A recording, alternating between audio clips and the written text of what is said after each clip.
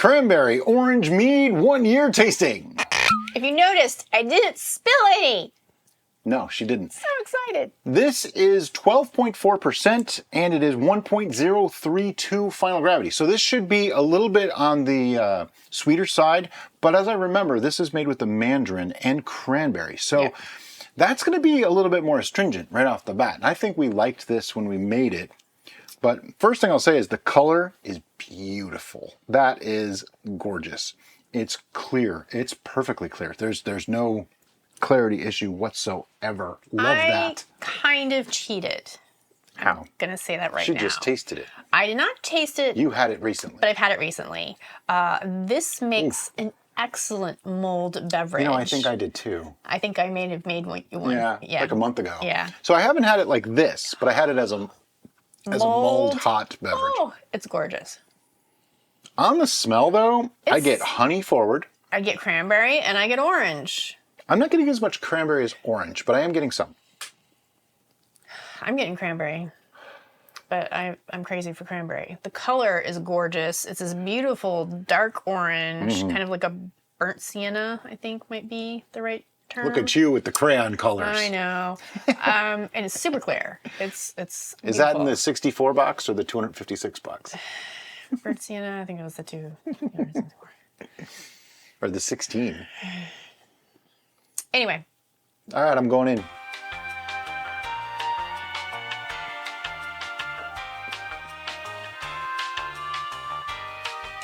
It's tangy.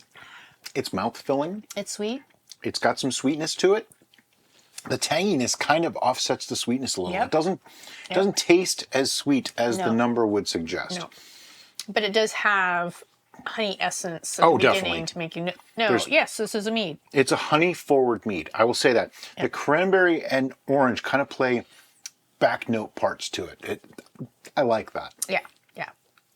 Letting it sit for a little while, just kind of wash around in the mouth. I'm getting much more of the tanginess and the honey. The combination Really of the nice. honey with the cranberry and the orange almost gives kind of a cherry sensation to it. All Okay. those flavors together for me. I'm not getting cherry. I'm getting almost like a bocade kind of feel. Like almost a caramel kind of thing. Yeah, I'm getting that as well. Not an overly cooked bocade. Kind of a light. Yeah, lightly caramelized. It's really nice. The one thing I wanted to bring up is this is the one where we used the mandarin peel.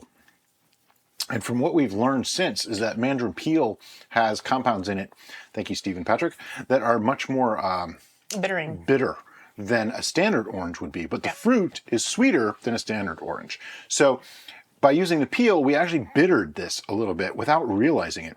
At first, I didn't like that, but now I think it works. Or was the cranberry orange the one where we fixed that? No, this is a year ago. Oh, this is a year ago, so no, this is still mandarin. This is pre-learning days. Because I mean, we're still learning. There was one that we did after we learned.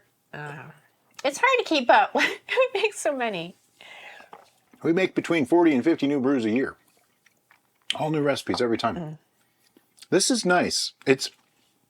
I remember we didn't hate it when we made it. Remember it was like, oh, this is pretty good. Now it's much better. Yeah. It's, you know, it often amazes me. I've made the statement, time heals all brews. Now, obviously, that's not true. It's more of a guideline. Yeah. Not everything is going to get better with time. We know this. But if you have something that's kind of on the edge, it's a little harsh or a little too much this or a little too much, give it some time. It probably will get better. That doesn't mean it's going to make it amazing, Right. but it will probably improve it. And I think that's a good guideline that if something is too rough or too harsh and you feel like it needs to meld, then time is probably going to help it. If it's just disgusting, if it's gross, no amount of time is going to fix that. Or if you want something to be bumped up, then time might not be the right answer for you. Right. I mean, there's always outliers and exceptions. We've had many people that said, oh, I made something and it was completely disgusting, and then a year later it was magical. I mean, that's going to happen. So it's always worth a shot to leave it and give it some time. But too many people have taken that very literally. So you made a dribble. I didn't make a dribble. Yeah, but it didn't hit the table. because I saved you. It doesn't matter. I saved you. Doesn't matter. The end result was it didn't hit the table.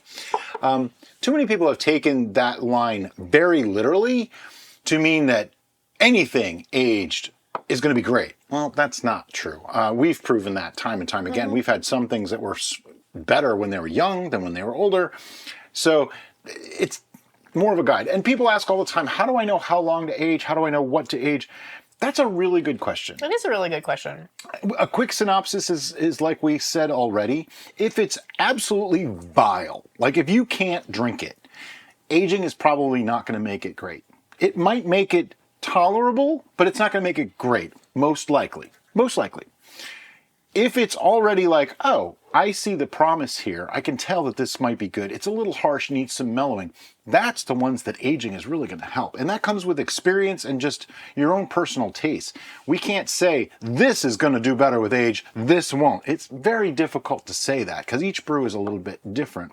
And if you haven't figured it out, we make our brews online on the show as we're going on purpose to show you, here's the things that we encountered along the way. So here's how we fixed it. Here's how we made it better or made it work along the way. Rather than, we perfected this recipe and now we're only going to show you the highlights. I don't like to do that. So we wanted to really give you the true story. Our hopes in sharing that process with you is so that not only can you make exactly what we made, but you can follow the path and the decision-making processes that we used along that recipe to augment and create your own recipe. In other words, instead of giving you a fish, we're teaching you how to fish.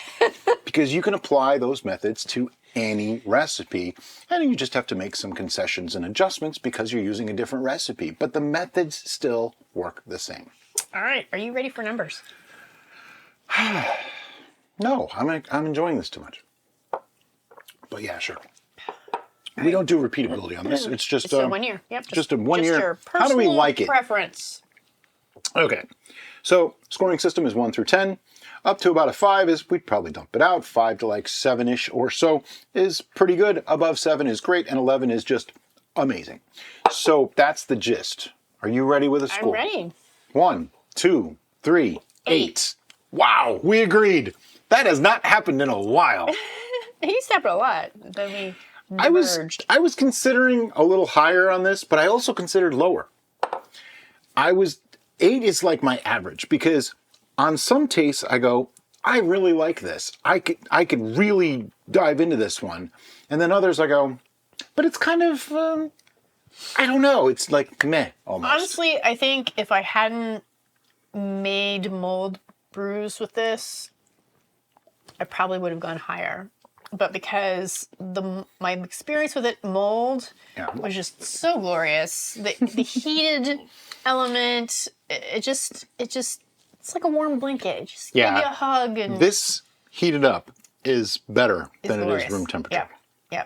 I will say that. So it's very good. I mean, an 8 is an amazing score. Don't take us as being too like we're not bashing this by any means. 8 is a great score. Yeah. Things that could improve it for me, it's almost too rich. That's my take on it. It's almost too rich. And I don't mean cloying from being sweet. It's just, there's so many things going on at once. It's almost too much. That Boucher note, I think, kind of pushes it too far. Yeah. And I think that's part of why it lends itself to being heated, because somehow heating it makes it acceptable to have that note. Right. Yeah. It's a psychological thing. And that is the way drinking things like this works, tasting works. It's very psychological. It's very biased. There's no like neutral plane to be on, because if you eat something beforehand or think of something beforehand, or you had a bad experience with something like this before, all those things are actually going to alter the way you perceive it, whether you want it to or not. Unless you are an absolute trained professional taster, you're going to have biases that you can't overcome easily. And you don't even know you have them. That's the thing. You don't even know. I like to think that we're pretty well trained at tasting, but we have biases too. Sure. But anyway. The synopsis of this is make it. Yeah, this is a great mead. It really is. If you like cranberry and you like orange and you like mead, you should make cranberry orange mead. And as always, guys, thank you so much for watching and have a great day. Bye-bye.